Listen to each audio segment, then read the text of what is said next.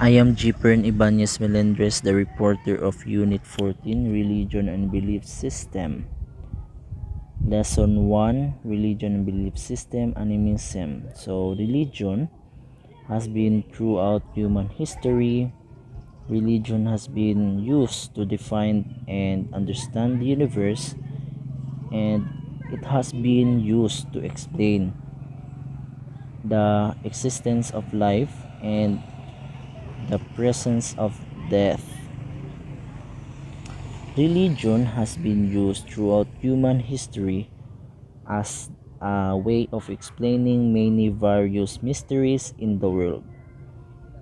In the same way that the people of the earth are varied, religions are varied too depending on the geography and culture of the place. So, ibig sabihin ng religion ay isang organisadong sistema ng pagsamba, isang kalipunan ng paniniwala, may kilalang Diyos na makapangyarihan sa lahat. Pagkakakilanlan din ito ng isang grupo ayon sa kanilang paniniwala. So, belief system, it's a set of belief there are true or false, good or bad, and then the belief system possesses foundational principles, religion, science, culture, philosophy is based. May or may not necessarily be the religion, science, culture of the philosophy itself. Religion is a part of belief system, relates humanity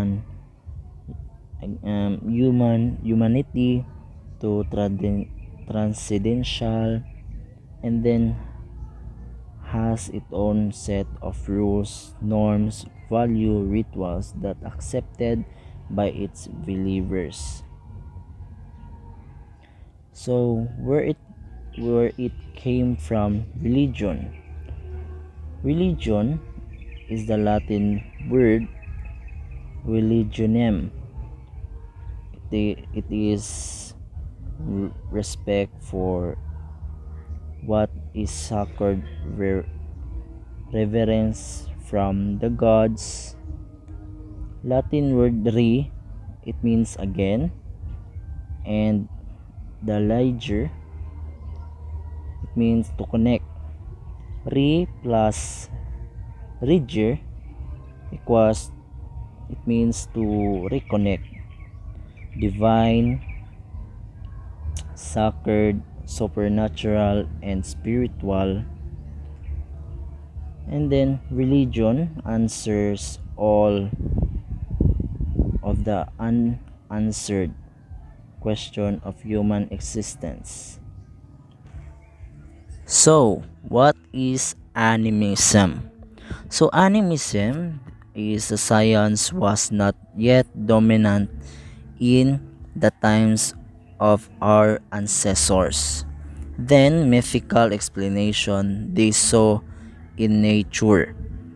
And then, mostly as ancient culture is animistic, and a belief that all things found in nature are guided and inhabited by spirits and deities. Polythe- Polytheistic means beliefs of God in goddesses.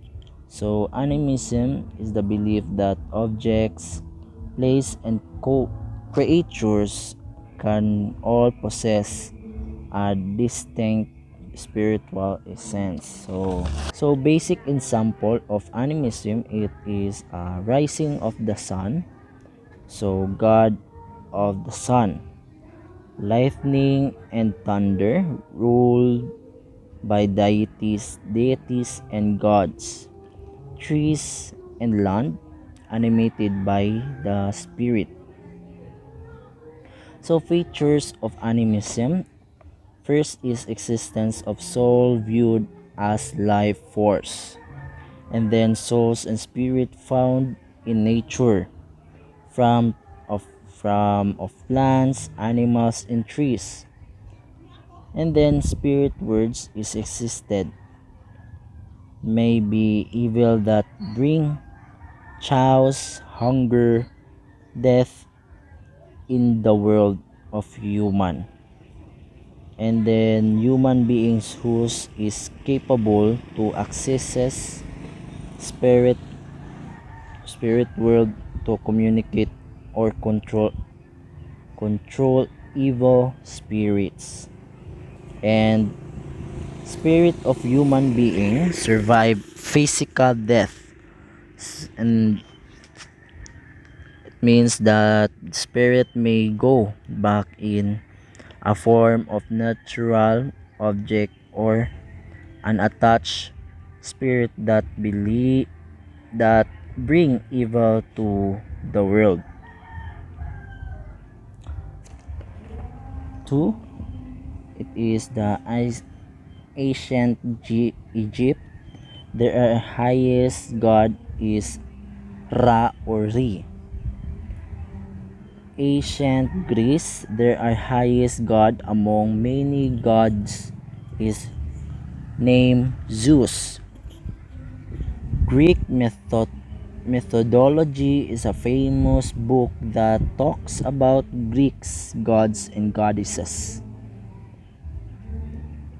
Early in the Philippines, we have a Bathala as the highest god, even as we have the Watas, goddesses of the land, and Anitus, spirits of nature, all around.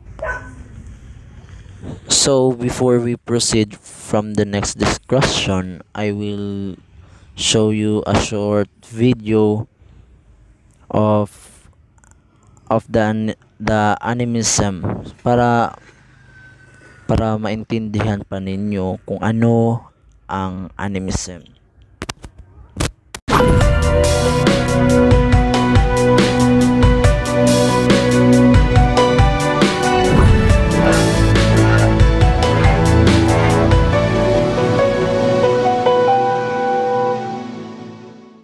The word animism is derived from the Latin word anima, meaning breath or soul.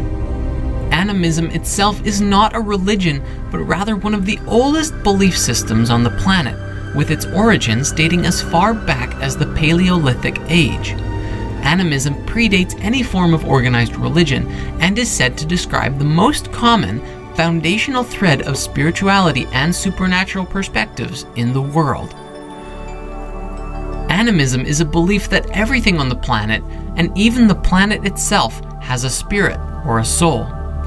Everything from animals, plants, rivers, and mountains all live together as a part of a global community of living spirit, infinitely and eternally connected to a larger, universal spirit, all of which deserves respect. To the indigenous and tribal people of the earth, the animistic perspective is so fundamental that most animistic indigenous people do not even have a word in their language that corresponds to animism. To them, it is simply a part of everyday life.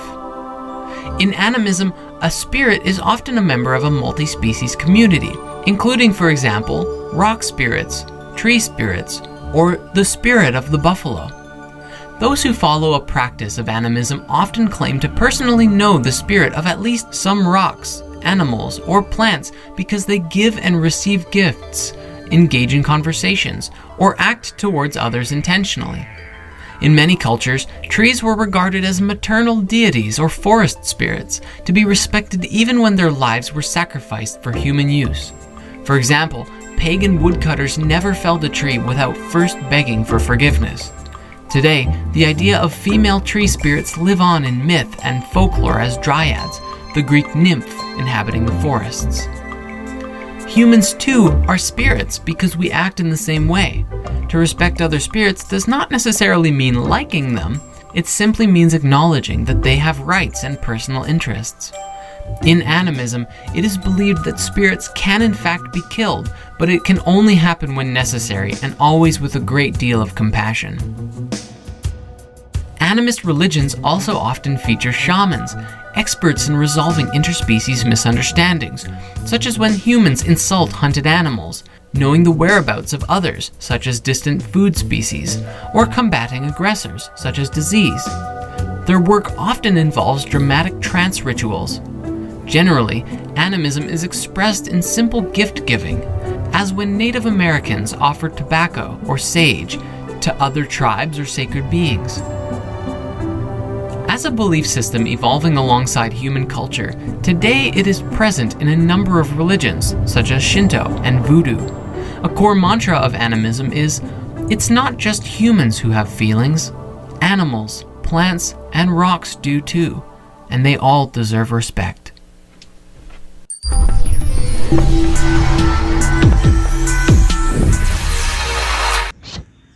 So next is ancient Egypt. The land of ancient Egypt was alive with the spirit of God. The sun god Ra broke from the darkness every morning in his great boat, bring the light, and many of the gods watch over the people by night as the star. Osiris caused the Nile River to flood its banks and fertilize the land while Khnum directed its flows. Isis and her sister Nephthys walked with the people of the land in life and protected them after death, as did many of the other gods, and Bastet guarded the lives of women and watched over the home. Teneneth was the goddess of beer and brewing and also present at childbirth, while Hathor, who had many rules, was once close companion at any party or festival as the Lady of Drunkenness. So in early Philippines, that the story of ancient Philippine mythology include deities, creation stories, mythical creatures, and beliefs. Ancient Philippine mythology varies among the many indigenous tribes of the Philippines. Some groups during the pre-Spanish conquest era believed that in a single supreme being who created the world and everything in it, while others choose to worship a multitude of tree and forest deities or diwatas. Diwatas came from the Sanskrit word devata, which means deity. One of the several significant Hindu influence in the pre-Hispanic religion of the ancient Filipinos. Below are some of the gods and goddesses among the Tagalogs of the ancient Philippines. The Tagalog people are a major ethnic group in the Philippines. They form a majority in Manila, Marinduque, and Southern Luzon, and a plurality in Central Luzon in the island of Mindanao, Palawan, and Romblon. So that's all of my discussion, and thank you so much for listening, everyone. God bless.